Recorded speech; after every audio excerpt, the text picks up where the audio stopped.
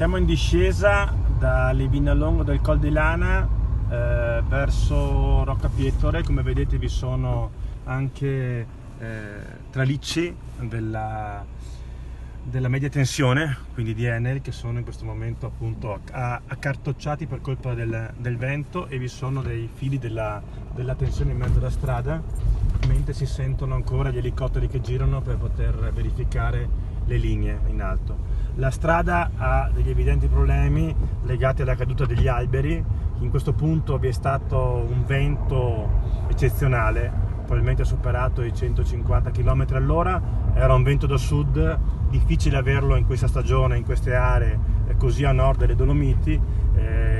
Appena più in là si può intravedere anche in alto, si può vedere anche la Marmolada, quindi siamo in una delle zone più alte della provincia di Belluno e in uno dei rilievi montuosi più elevati di tutta quanta la catena delle Alpi del nostro paese nel lato nord-est.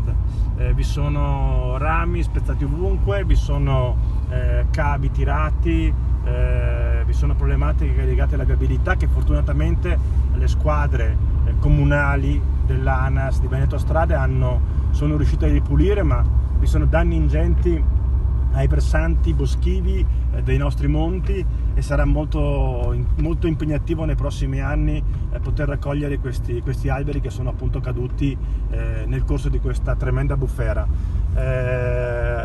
Come vedete vi sono alberi ovunque. Questa è una strada che normalmente ha 2 corsie ma che diventa una corsia in queste situazioni, fortunatamente aperta, ma il guardrail è distrutto e vi sono problemi di sicurezza delle strade.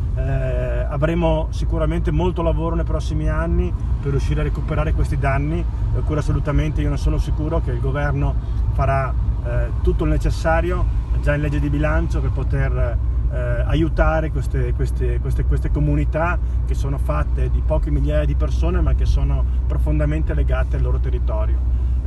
Questo tra l'altro è un territorio legato ai fatti della prima guerra mondiale, appena più succede al Col di Lana, quindi legati appunto agli anni della guerra. Come vedete qui il cavo in questo momento tra l'altro è appunto staccato, sassi sulla carreggiata, e lì c'è un cimitero militare, come si vede dalla vostra destra. Sono situazioni difficili.